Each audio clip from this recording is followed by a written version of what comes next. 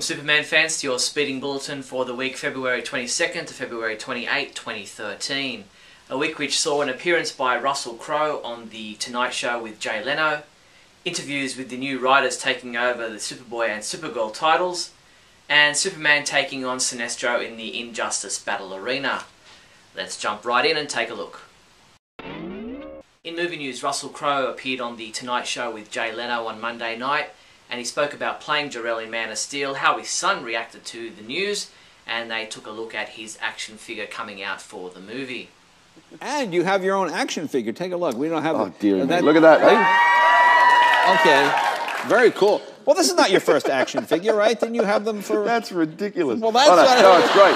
It's great. You should make sure you buy one. Yeah.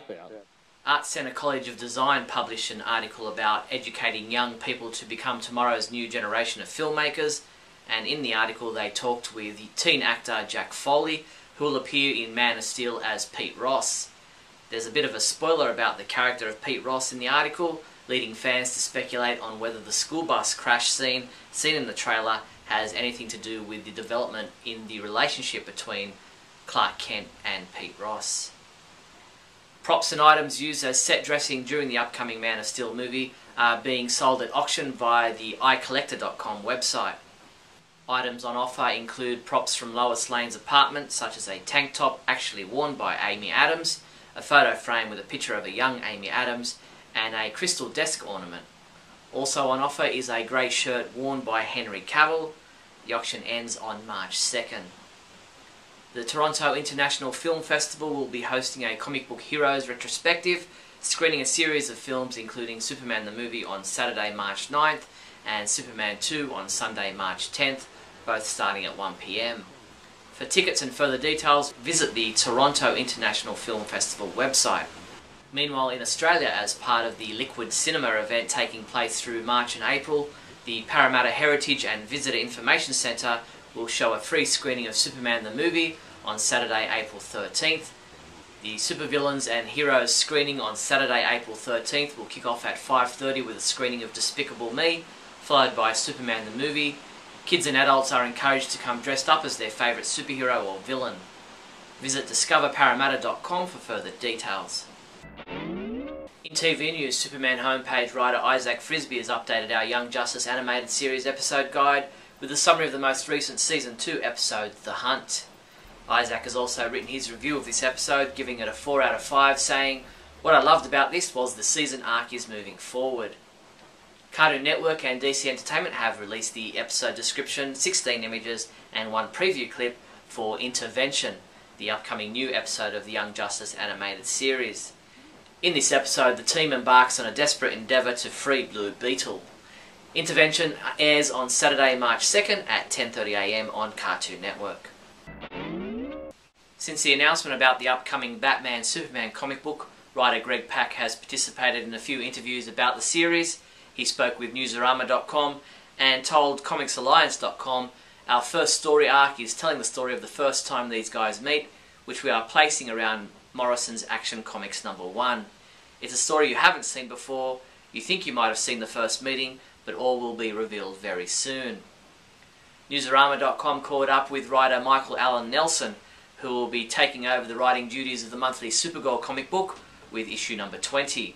In regards to the whole alien teen coming of age aspect of the book, Nelson said, "Growing up as a normal teen is difficult enough. Having to navigate the terrain on an alien planet in an alien culture, all while having superpowers, just adds to the chaos." Justin Jordan is the new writer taking over the creative duties on the monthly Superboy comic book with issue number 20. Newsarama asked Justin what we can expect from his run on the book. He said, "It's an action-adventure book. I have some goals about looking at the nature of superheroics and the use of power, but it's still a book about doing cool stuff with awesome powers." ComicBookResources.com spoke with writer Brian Q. Miller about the Smallville Season 11 comic book series and how he's expanding the world beyond Clark Kent and the town of Smallville. He said, "We did our Batman arc and we're in the middle of a Flash arc now. The next arc we have coming up will explore some stuff with Booster Gold, who we met in Season 10, and we'll have a side story with Martian Manhunter and Batman." Comic books we reviewed this past week included Action Comics number 17, which was reviewed by Michael Bailey, who said, I had to read this story twice to really get everything that happened, and he gave it a 3 out of 5. James Lance reviewed Supergirl number 17, giving it a 5 out of 5 score, saying, a pretty fast and entertaining read. Justice League number 17 was reviewed by Ralph Silver, who said, a worthy end to an excellent story arc, and he rated it a 5 out of 5. Young Justice number 25 was the final issue of this series, and Adam DeChannel gave it a 5 out of 5, saying, I wish the book had carried on beyond this point. Injustice Gods Among Us Chapter 6 was reviewed by Mark Pritchard, who called it an average outing and therefore gave it a 3 out of 5 score. Mark also reviewed Smallville Season 11 Chapter 35, saying, I enjoyed this issue, and he gave it a 4 out of 5. While Superman Beyond number 15 was reviewed by Sean Morrissey, who gave it a 5 out of 5, saying, excitingly fresh. Superman comics available this week from February 27th include Injustice Gods Among Us Chapter 7 digital comic has been available since February 26th. Injustice Gods Among Us number 2 print edition. Teen Titans number 17, which is available in a variant cover. Smallville Season 11 Chapter 36 digital comic is available March 1st. Showcase presents Justice League of America trade paperback Volume 6. And Superman vs. Shazam trade paperback. With only months to go until the release of the highly anticipated Man of Steel movie, check out this small selection of items currently available to purchase or pre-order. Grab the Man of Steel, the official movie novelisation, for just $7.99, or pre-order the DC collectible Man of Steel Superman statue for $115.65. These and other Man of Steel items are available from your one-stop Superman shop, the Superman Homepage online store at supermanhomepage.com/shop. In other news, this week Warner Brothers Interactive Entertainment and DC Entertainment kicked off Week 4 in the Injustice Gods Among Us Battle Arena. The battles this week are Superman vs. Sinestro and Green Arrow vs. Hawkgirl, which we expect Superman to win, surely. Father Humberto Alvarez, a Catholic priest in a village in Saltillo, Mexico, has incorporated Superman and other superheroes into his church wardrobe in an effort to appeal to the younger members of his parish. Each Sunday, Father Alvarez dons his white tunic adorned with images of Superman, Batman and Spider-Man, and arms himself with a water pistol filled with holy water. While using superheroes in church hasn't been accepted by everyone in the parish, he notes Jesus was different and always sought justice. We must follow his example. Episode 98 of Radio KAL, the monthly podcast of the Superman homepage, is now available to listen to.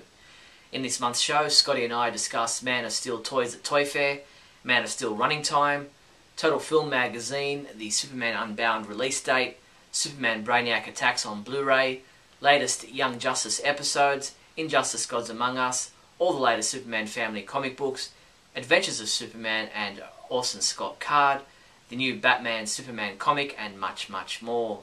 Check it out at supermanhomepage.com/radio. That's all the Superman news there was for the week February 22nd to February 28th. I'm Steve Younis from supermanhomepage.com. Great Scott. Great Scott. Great Scott.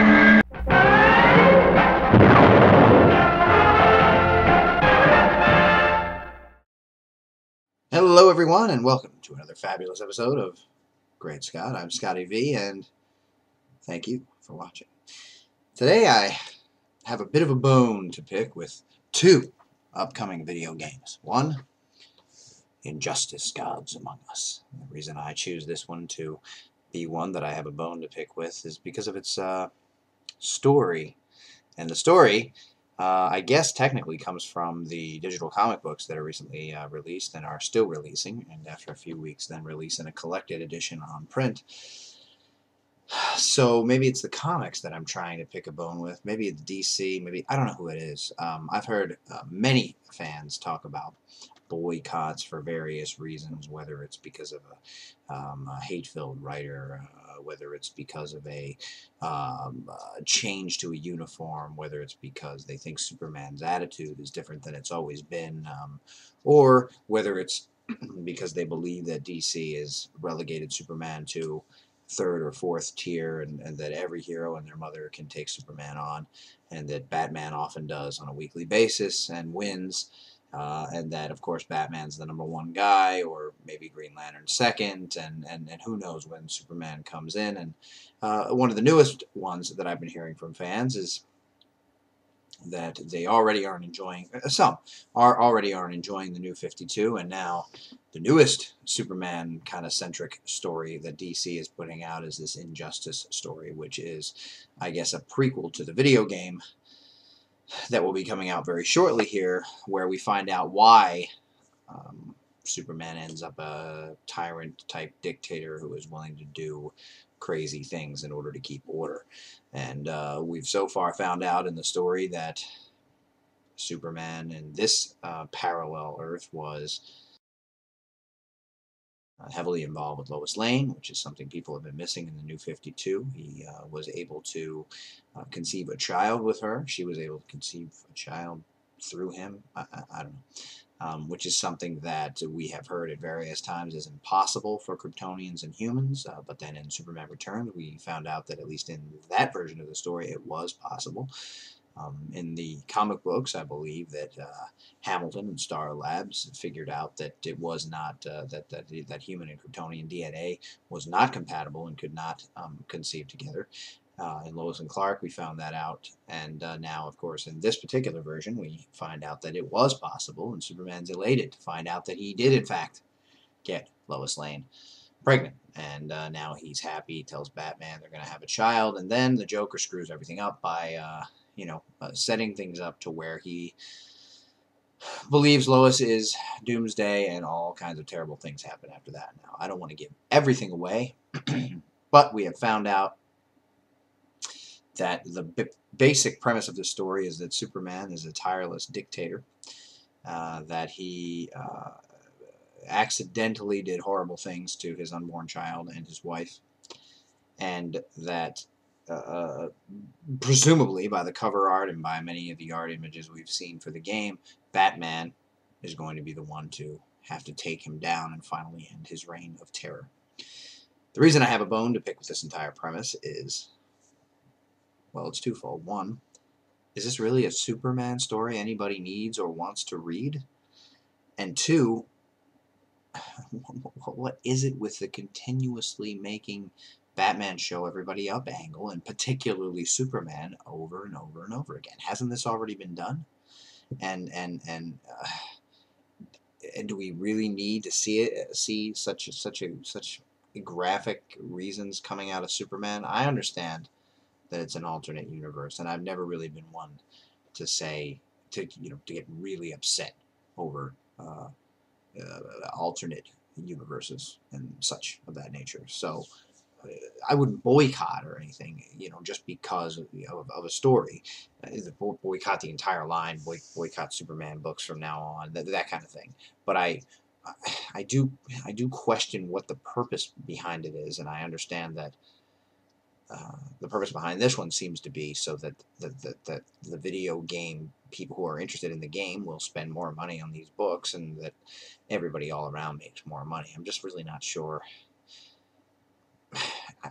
I'm not sure why everybody has to, why they feel the need to pollute who Superman is, and why they feel the need to continuously show other heroes, primarily Batman, putting him in his place, taking him on, and beating him up, and that sort of thing. The other game that I wanted to speak of is, of course, the Young Justice Legacy game, which is now slated for release in September. Initially, we were supposed to get it somewhere around March, and now it's slated for September, and as we all know, Young Justice has been canceled. Now, when this game was initially announced, I thought it was odd because Young Justice had already been on for so long, and they were already saying that there was going to be a much longer wait for Young Justice video game to appear.